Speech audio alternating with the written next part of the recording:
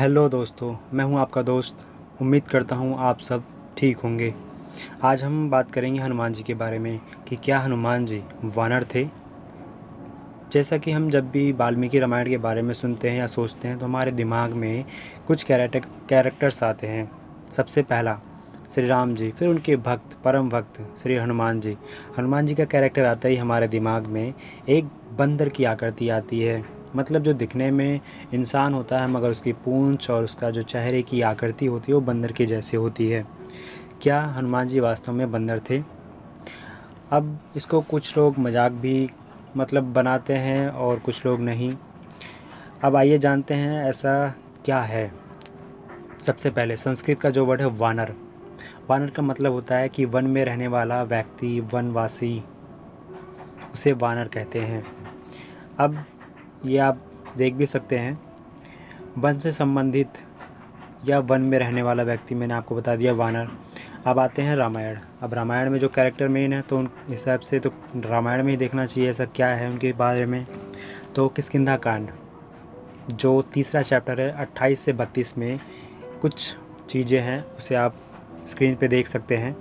इसमें जब श्री रामचंद्र जी महाराज लक्ष्मण के साथ हनुमान जी से मिलते हैं, मतलब जब पहली बार मुलाकात होती है ऋषिकमुख पर्वत पर हनुमान जी से, तब दोनों में बात हो जाने के बाद श्री राम जी लक्ष्मण से बोलते हैं कि जो व्यक्ति न ऋग्वेद में, न अथर्ववेद में, न सामवेद में, न यजुर्वेद में, जिसके पास इन सभी चारों वेदों का ज्ञान ना हो, वो ऐसी बातें नहीं कर सकता। इसका मतलब कि जो हनुमान जी ने बातें कहीं, जो उनके बोलने का तरीका था साफ शुद्ध, उसके हिसाब से यही था कि उनको वेदों का ज्ञान था। और राम जी यही बातें कह रहे हैं कि जिनको इन सब का ज्ञान नहीं, वो ऐसी बातें नहीं कर सकता। इसका मतलब उनको ज्ञान था। अब साफ और स्पष्ट बातें कर सकते हैं। अब ज़रूरी उन्होंने जो वेदों का व्याकरण सब कुछ कई बार अभ्यास किया होगा, इसीलिए इतनी शुद्ध और साफ बातें वो कह रहे थे।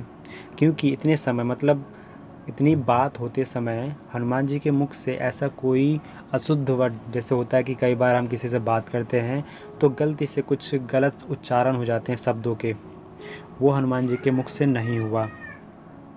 और उनकी जो बात करने की जो उच्चारण वाणी थी वो राम जी के दिल को सुकून पहुंचा रही थी। मतलब अच्छा लग रहा था उनको सुन के। अब होता है कि कई लोग होते हैं जिनकी आवाज़ सुन के हमें अच्छा फील होता है, आपके भी होंगे शायद। अब ये तो था पहला।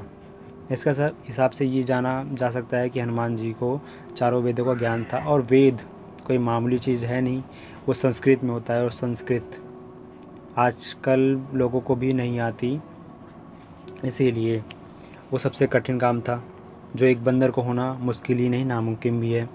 अब आते हैं रामायण में ही सुंदरकांड का चैप्टर 30 से, उसमें है 18 से 20 के बीच में जो वार्तालाप होती है उसमें देखते हैं।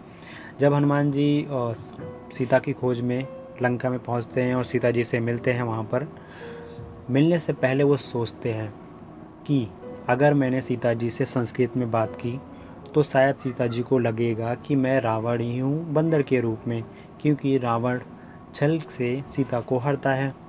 इसीलिए हनुमान जी सोचते हैं मैं संस्कृत में बात ना करके साधारण लैंग्वेज जो बात करते हैं लोग उस भाषा में बात करूँगा और मैं उनको समझा पाऊँगा। ऐसा सोच के पेड़ पे बैठे बैठे हनुमान जी सोचते हैं, उसके बाद वो आते हैं। अब इससे ये क्या होता है कि क्या कोई बंदर संस्कृत बोल सकता है? संस्कृत के अलावा कोई दूसरी चीज़, कोई दूसरी भाषा बोल सकता है, अपनी भाषा किसी को समझा सकता है? मेरे हिसाब से तो ऐसा नहीं है। कोई बंदर किसी को अपनी भाषा नहीं समझा सकता। मतलब बंदर बंदर को समझाए वो अलग बात है, बंदर इंसान को समझा दे ये बहुत कठिन क्वेश्चन है मेरे लिए। अब इन सब प्रमाणों से इन दोनों चीज़ों को देखते हुए ये जान पड़ता है कि हनुमान जी बंदर नहीं थे, वो वन में रहने वाले एक नर थे, एक आदमी थे। अब तीसरा ले लेते हैं हम। अब हनुमान जी के बारे में हो गया। अब हनुमान जी बात कर रहे हैं किसी और बंदर के बारे में। वो बंदर कोई और नहीं, बाली का पुत्र अंगद, अंगद के बारे में।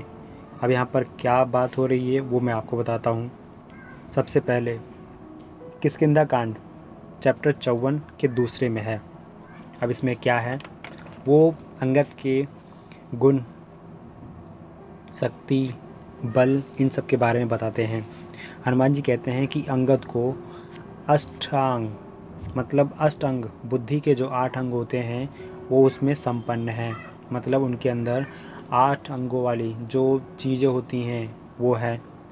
4 प्रकार के बल होते हैं वो उनके अंदर हैं। युक्त और राजनीति में वो निपुण हैं, मतलब बहुत अच्छे राजनीतिक हैं, मतलब वो साम्राज्य चला सकते हैं, ऐसा उनके अंदर गुण है। और राजनीति के 14 गुण होते हैं युक्त। अब सबसे पहले बुद्धि के 8 अंग कौन कौन से होते हैं? विनम्रता, ध्यान देना, ग्रहणशीलता, सर्वज्ञानी, धारण, विशिष्टता, दुष्टता और कुशग्रता, ये 8 अंग होते हैं बुद्धि के। अब आते हैं 4 बल। बल शायद आप जानते भी होंगे, साम, दाम, दंड, भेद, ये उनके अंदर था। अब 14 गुण कौन कौन से थे राजनीति के? सर्वविज्ञानता, 5वां है दक्षता, 6वां है उत्साह, 7वां है मंत्र गुप्ती, 8वां है एक वाक्यता, 9वां है सूरता, 10वां है भक्ति ज्ञान, 11वां है कृतज्ञता, 12वां है शरणागत, 13वां है पत्सलता, 14वां है अधर्म के प्रति क्रोध करना। अब इन सब चीज़ों को देखते हुए आपको क्या लगता है कि ये सारी चीज़ें एक नॉर्मल से जो बंदर में हो सकती है? क्या उसको ज्ञान हो सकता है? क्या वो कोई ऐसी भाषा बोल सकता है जो इंसानों को समझ में आए? मैं इशारे की बात नहीं कर रहा, लैंग्वेज की बात कर रहा हूँ। क्या वो सुनकर समझ सकता है? कुछ हद तक। जैसे हम बंदर को ट्रेन करते हैं, एक डंडा लिया हाथ में, कुछ हद तक हम कर सकते हैं, एक लिमिटेड। किसी भी जानवर को हम लिमिटेड ट्रेंड कर सकते हैं, मगर पूरी तरह से नहीं। एक तोता वही शब्द बोलता है जो उसको सिखाया जाता है, वो कभी अपना दिमाग कभी यूज़ नहीं करता। दूसरी बात, बंदर अपने आप से गुस्सा कभी नहीं कर सकता, कोई प्रॉब्लम हो उसको सॉल्व नहीं कर सकता। इसके हिसाब से मैं बता रहा हूँ आपको। बाकी आप अपना विचार कमेंट में ज़रूर बताएं। आशा करता हूँ पसंद आया।